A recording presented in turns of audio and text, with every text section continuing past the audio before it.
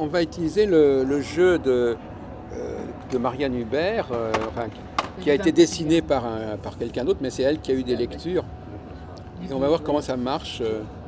Donc, c'est-à-dire que soit vous pouvez poser une question bien spécifique, un domaine de votre vie sur lequel vous voulez un éclairage, ou alors vous pouvez demander juste est-ce qu'il y a un état des lieux, est-ce que quelque chose veut se faire oui, c'est savoir. toujours la même question. Est-ce que, oui, voilà. Alors, est-ce qu'il y a quelque bon, chose peut-être ça, je vais peut-être préférer cette formule. Quel message j'ai à entendre plutôt que de dire que les diriger. Très bien. Je pourrais aussi le faire dans ce sens. Oui. Bien. Écoutez, alors la première carte, vous avez tiré 3 cartes. La première sera celle du passé, de l'origine, des racines, de ce sur quoi ils veulent attirer votre attention. Oui.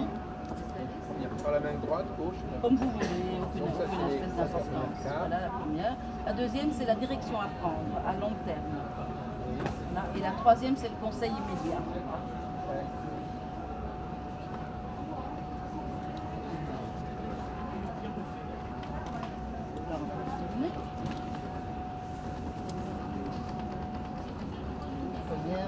La deuxième et la troisième.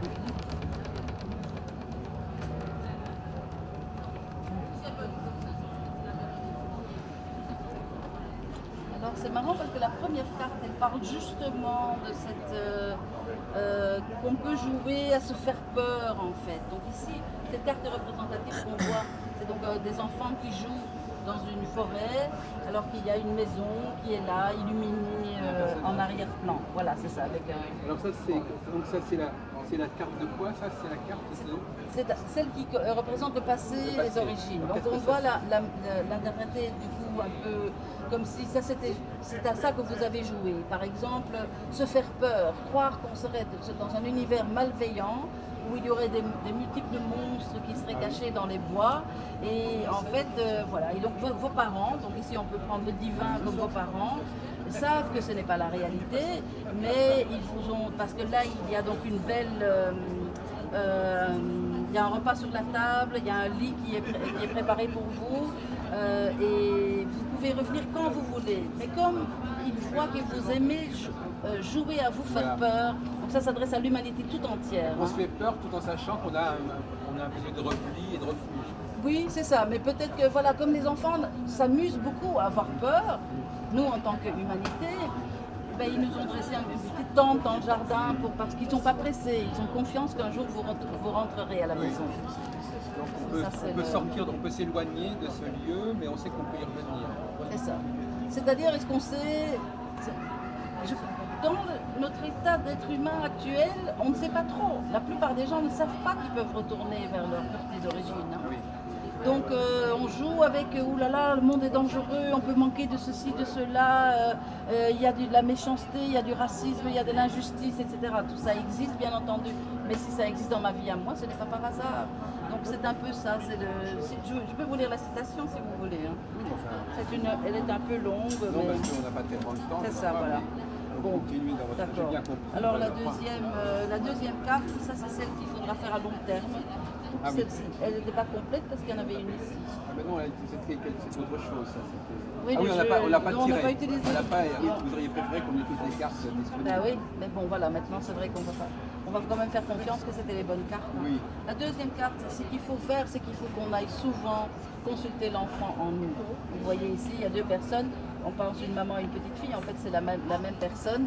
Et c'est vrai que nous avons encore l'enfant blessé à l'intérieur de nous. Dans la PNL.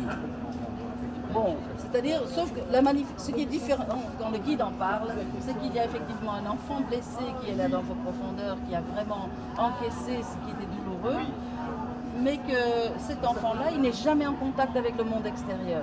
Ça, il faut le savoir. L'enfant blessé, il n'y a que vous qui puissiez avoir accès. Par contre, l'enfant obstiné, et ça, il parle beaucoup dans ce jeu de l'enfant obstiné, c'est celui qui va chercher à gagner basé sur les souffrances que vous avez vécues. Oui. Donc il y a un enfant qui veut gagner là où il a l'impression d'avoir perdu. La vérité, c'est qu'il n'avait pas perdu. Pourquoi? Parce que c'était la vie. Les parents n'ont pas dit tiens, je ne te donne pas ça parce que je ne t'aime pas suffisamment. Non, les parents regardaient derrière eux, dans leur étagère, tu as besoin d'attention particulière parce que vu la personne que tu es, J'ai pas à donner parce que vous êtes neuf à la maison, par exemple.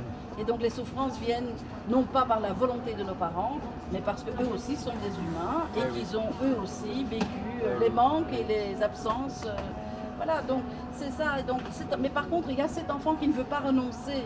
Et beaucoup de souffrances que nous vivons, c'est parce que l'enfant est attiré. Donc il y a un enseignement là-dessus, hein, il y a 258 textes de base que je peux vous donner. Hein. Et en fait, là, cet enfant veut gagner là où il avait perdu, mais du coup, il va attirer, il va prolonger la souffrance. Parce qu'il va chercher une situation de vie. Il ne faut pas trop écouter cet enfant. En fait. L'enfant obstiné, il faut comprendre la différence entre l'enfant blessé et l'enfant obstiné. Et là, il est quoi? C'est l'enfant blessé, la petite fille, elle pleure. Donc, c'est-à-dire, être à l'écoute de son enfant permet justement de passer à l'état d'adulte et de vraiment voir les choses comme elles sont. Par exemple, si j'ai eu un père absent dans mon enfance, je peux vouloir alors un père, je peux alors dans ma relation de couple vouloir un homme très présent. Mais ce que je ne l'aurai pas. Pourquoi? Parce que je vais baser mon choix de partenaire où je serai attirée par quelqu'un en fonction du fait qu'il présente les mêmes caractéristiques que mon père. Donc il n'est pas probable. C'est-à-dire ce truc-là, je vais être tellement gentil avec lui qu'après il changera d'avis, qu'il deviendra gentil. Ben, ça marchera rarement. Mais notre Eros va nous attirer vers quelqu'un qui va représenter les mêmes conditions au départ. C'est parce que nous avons à changer d'avis là-dessus. Alors passons au troisième volet. Et la troisième, eh bien voilà, c'est celle, non, ça c'est pas l'avenir, non, ça c'est le conseil immédiat. Ça c'est la direction à prendre à long terme. Le conseil immédiat, c'est d'observer quand il y a une insatisfaction dans sa vie, c'est de se dire que peut-être qu'au lieu de se préoccuper, enfin le guide nous dit, toutes les satisfactions découlent de votre alignement sur votre tâche divine, la tâche que vous avez à accomplir, que vous êtes le seul à pouvoir apporter ici sur Terre, qu'aucun être humain ne pourrait. Ça implique un peu de purification. La purification permet qu'ensuite la tâche de vie se révèle. Et donc c'est cette tâche de vie que nous avons pour Dieu, pour le plan de salut. Et quand on détourne notre regard de ce plan que nous avons à accomplir et qui nous a donné dès notre enfance, c'est comme un bleu d'architecte que nous avalons avant notre naissance. Hein. Notre éducation n'est pas du tout juste pour permettre que les individus puissent être qui ils sont. Hein, mais bon, ça c'est une autre histoire. En tout cas, l'insatisfaction provient souvent du fait qu'on ne donne pas assez de poids au fait qu'on a vraiment une tâche à accomplir.